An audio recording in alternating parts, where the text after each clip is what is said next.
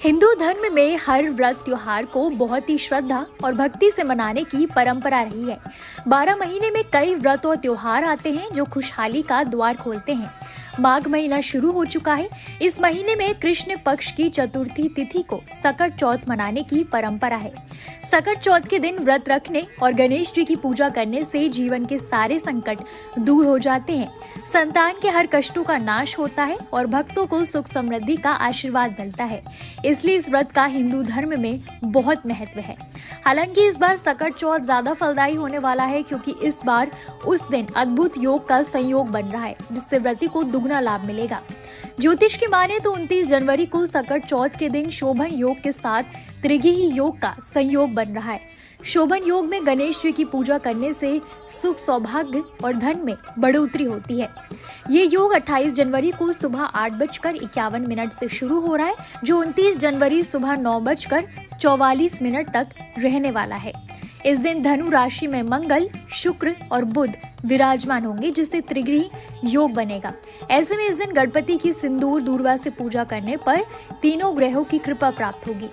सकट चौथ पर माँ खास तौर पर अपने बच्चों की खुशहाली और अच्छे स्वास्थ्य के लिए व्रत रखती है। सकट के दिन भगवान गणेश को तिलकुट के भोग लगाने का भी काफी महत्व माना जाता है। तो आज इस वीडियो में हम आपको बताएंगे सकट चौथ के दिन भगवान गणेश को तिलकुट का भोग लगाने के पीछे की मान्यता क्या है। सकट चतुर्थी पर गणपति बप्पा को भोग के रूप में तिल और तिल से बनी चीजों का प्रसाद चढ़ाते हैं। सकट चौथ को लेकर अलग अलग राज्यों में अलग अलग मान्यताएं हैं।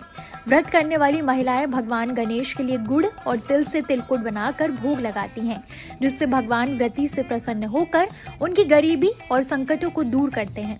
इसलिए इस दिन विशेष तौर पर तिलकुट प्रसाद के रूप में गणपति को चढ़ाने की मान्यता है।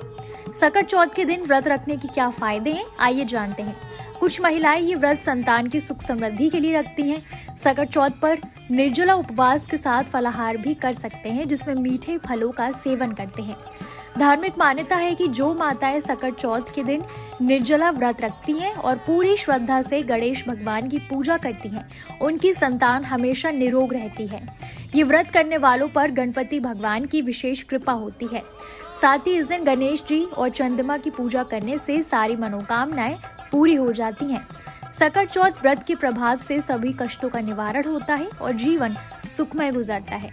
अब जान लेते हैं कि सकट चतुर्थी के दिन की पूजा का विधान क्या है। सकट चौथ के दिन ब्रह्म मुहूर्त में स्नान करके स्वच्छ वस्त्र धारण करें। इसके बाद भगवान गणेश की प्रतिमा को चौकी पर स्थापित करें।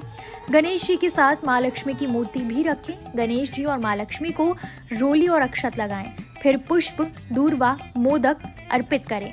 सकट चौथ में तिल का विशेष महत्व है, इसलिए भगवान गणेश को तिल के लड्डुओं का भोग जरूर लगाएं। ओम गम गणपति नमः मंत्र का जाप करें। अंत में सकट चौथ व्रत की कथा सुने और आरती करें। रात्रि में चंद्रमा को अर्घ्य देकर सकट चौथ व्रत संपन्न करें। कैसी लगी आपको हमारी जानकारी, हमें कमेंट करके जरूर बताइएगा। बाकी धर्म कर्म से जुड़ी तमाम जानकारियों के लिए सब्सक्राइब कीजिए हमारा डिजिटल चैनल और देखते रहिए न्यूज नेशन स्तुति।